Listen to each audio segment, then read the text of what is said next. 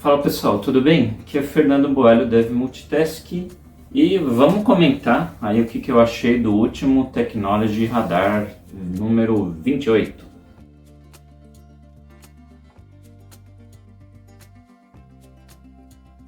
Bom, se você é novo por aqui, tem aí algumas playlists, né, que eu falo de carreira, falo de Java, falo de banco de dados, tá?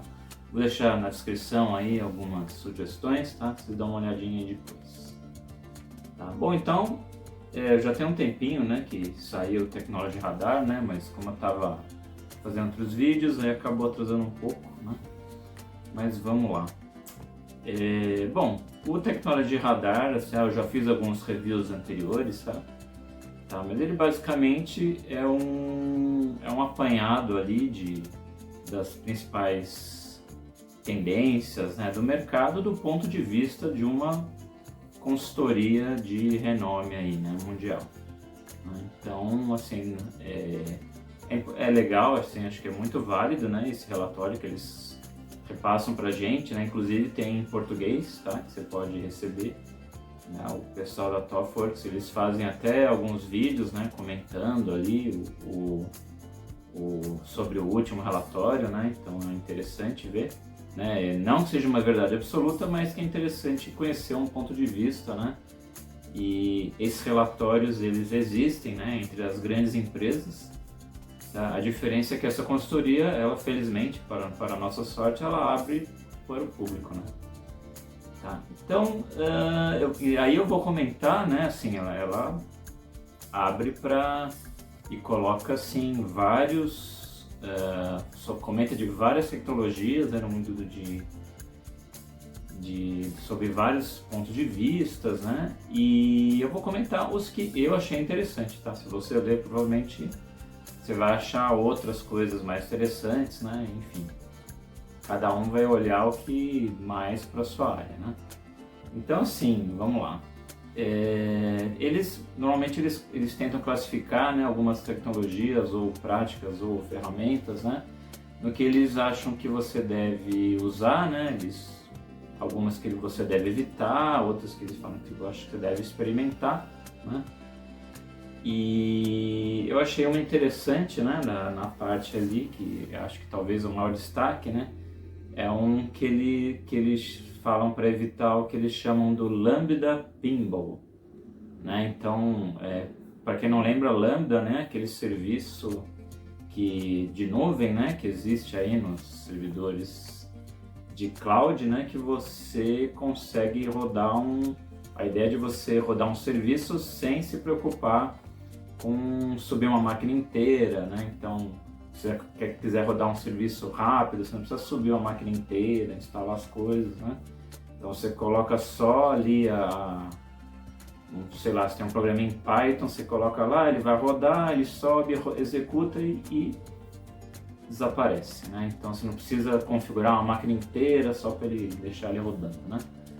Então esse esquema aí de Lambda, né? Então tem esse lado bom, né, que você deixou de se preocupar com o servidor, né, com essas coisas, mas aí o problema é que é justamente essa casa de Lambda Pinball, né, que é a ideia de se quebra, né, o serviço em vários serviços pequenos, né, e aí fica um negócio de joga para um, joga para outro, joga para um, joga para outro, que é essa história do pinball, né.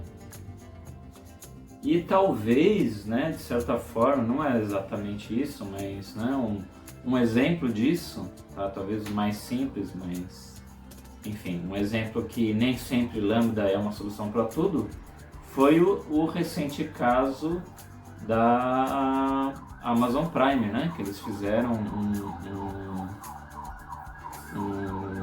saiu até um artigo do arquiteto lá, né, comentando sobre os problemas que eles tiveram, que eles acabaram pegando a arquitetura de microserviço, né, que eles tinham bolado usando o Lambda, tudo, e decidiram voltar para monolito, né? Então eu até comentei essa história, tá? Vou deixar o link aí para vocês darem uma olhada, tá? Então é interessante que até meio que bate aí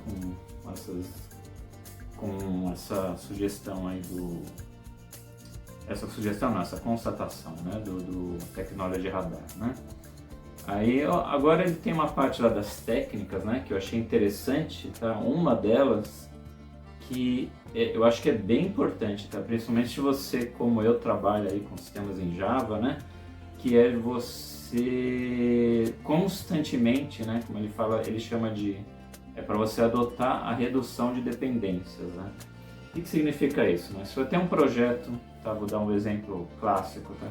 Você fez lá um projeto com um Spring Boot, aí você começou, tá? Vou dar um exemplo que eu inventei agora, tá? Começou lá usando integração com Kafka e tal, ok? Aí mais tarde você decidiu mudar para tirar e colocar, sei lá, MongoDB. Aí você começou a trabalhar só com MongoDB, seu sistema parou de trabalhar com Kafka, só que o seu sistema ficou, sei lá, uns 2 anos trabalhando com Kafka e tinha um monte de biblioteca ali que dependia do Kafka e outras de terceiros que estavam ali e elas estão ali, de certa forma, engordando ali, né, o seu projeto, né, como um todo, né? Então aquele jar ele fica maior, né? Então ele talvez, dependendo do caso, pode talvez demorar um pouco para subir. O pacote pode ficar maior, certamente vai ficar maior, tá? Mas o problema que até o relatório aqui fala, né? Que você pode também aumentar, né, o seu tempo de compilação, talvez por essa quantidade de dependências, né? Você pode adicionar vulnerabilidades, tá, no seu sistema, né? Então tem uma dependência que tem uma vulnerabilidade, né? E talvez você nem precise dessa dependência, está carregando lá. Por quê? Porque você não fez essa revisão que você deveria ter feito. Tá? Então é um bom hábito assim, você regularmente pega lá o seu projeto e verifica as dependências, vê se realmente quem está lá precisa estar lá.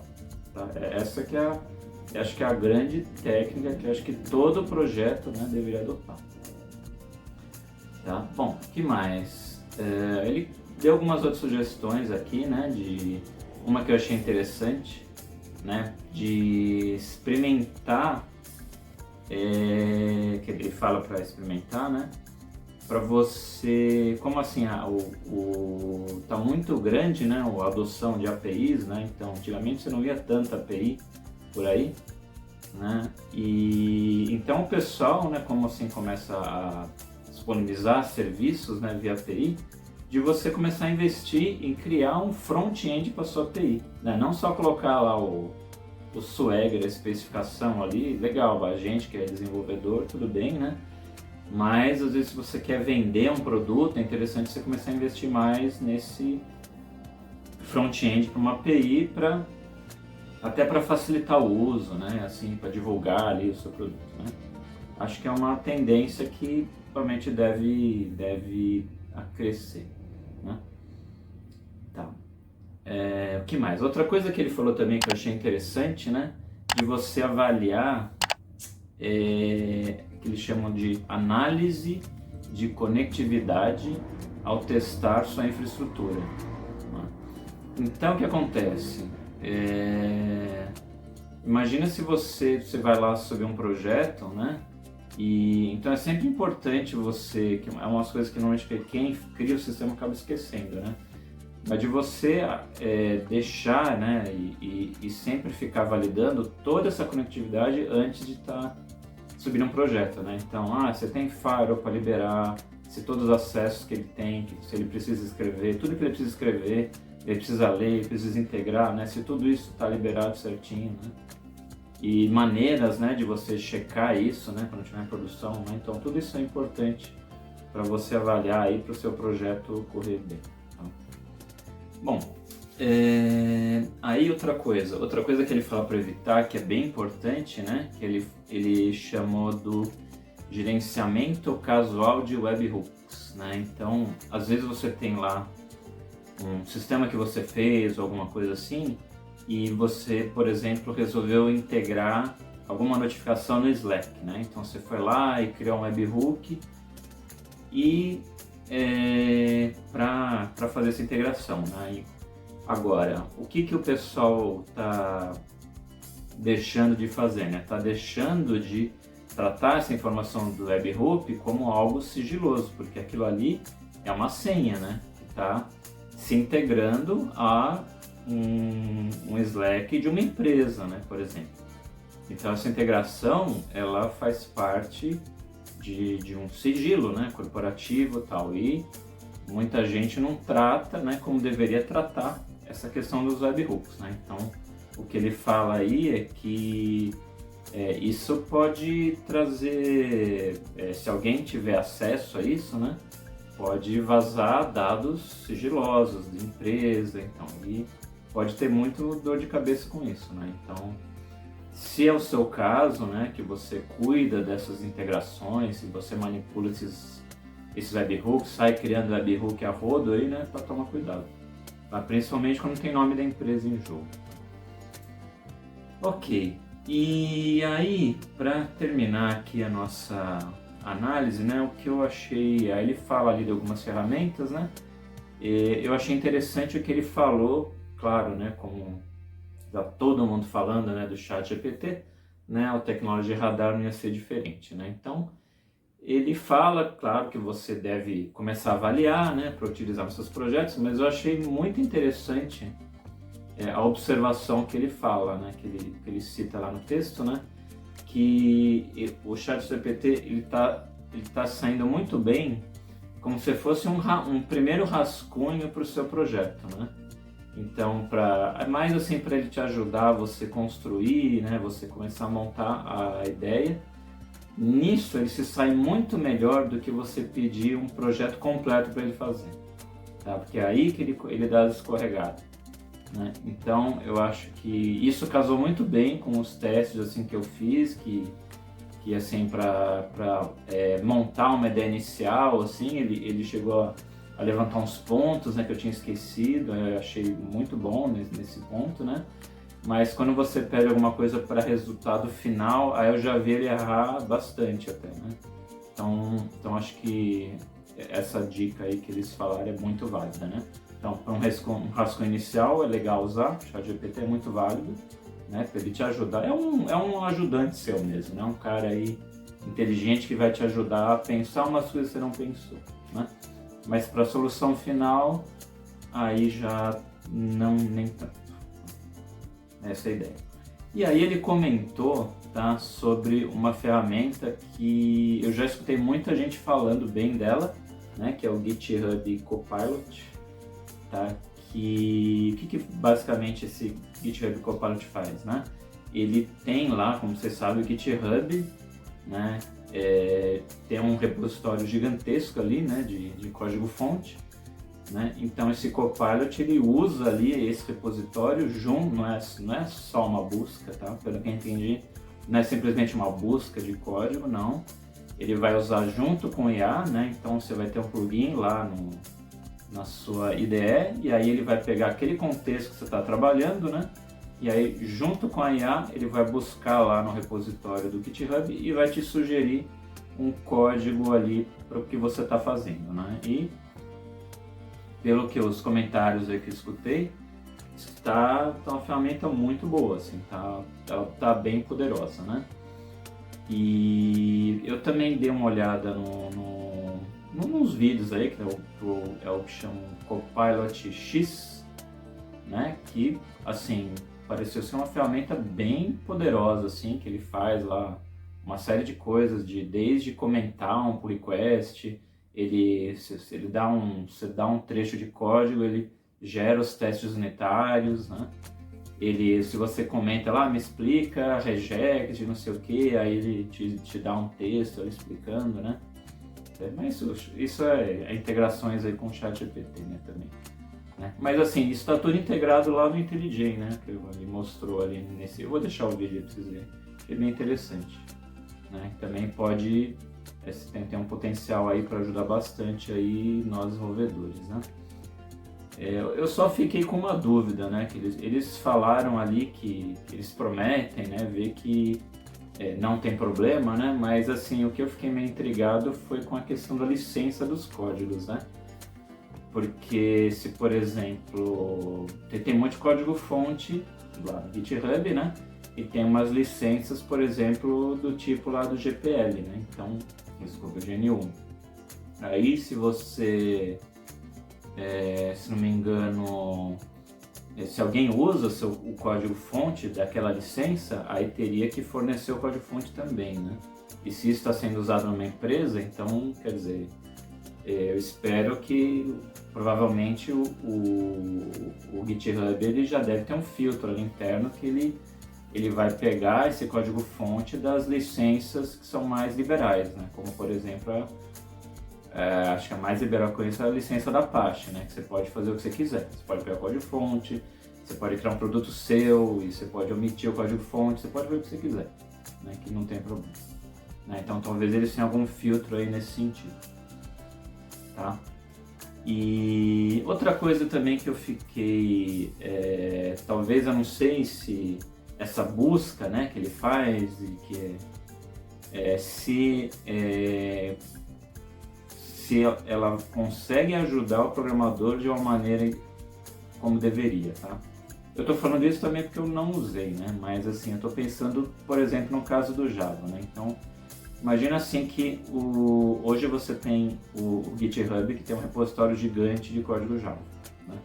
Então você tem essa IA do Copilot lá que ela tem todo esse código, então ela vê, por exemplo, então, pela quantidade de código que eles têm, então vamos pensar num caso simples lá do Java, eu quero ler arquivo, tá? Então, se você pensar lá no Buffer Reader lá do Java 1.1, ele deve ter um monte de código, né?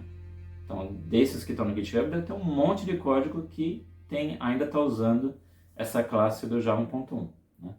Já aquele método lá, lines, daquela classe, esse método lines acho que é do Java 8, dessa classe files lá do Java 7, né? Então, já é um código mais recente que não deve ter tanto código com ele usando.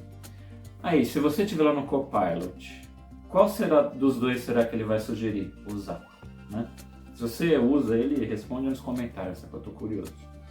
Tá? Eu fiquei pensando nisso porque, assim, como a gente trabalha com desenvolvimento, o ideal é que a gente sempre pesquise se existe, como a tecnologia avança muito, as APIs estão melhorando sempre, né, cada versão.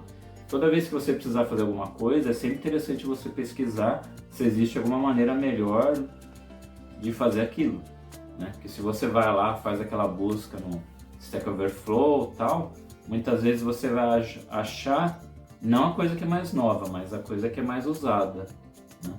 E às vezes aquela mais nova vai te trazer um benefício de performance, né, entre outras coisas, né? O ideal mesmo era você olhar na API mesmo, né, e ver se tem alguma coisa mais nova, mas a gente acaba olhando no Google aí que é mais fácil, né? Então, quer dizer, eu acho que, eu não sei se essa ferramenta, no caso, ela vai acabar escolhendo o que é mais usado, né? E aí o seu código talvez não fique tão bom, né? Então é só essa ressalva aí que eu fico, tá? Bom, então o que eu tinha para dizer era isso sobre tecnologia de radar, tá? Se você não ler, recomendo que você leia, dá uma lida, tá? O que você não interessa ali, você não precisa ler, né? Mas é sempre legal ver o que eles têm ali para oferecer, tá bom? Comenta aí o que você achou, tá? E que eu vou responder vocês aí com prazer. Beleza, gente? Um abraço e até a próxima.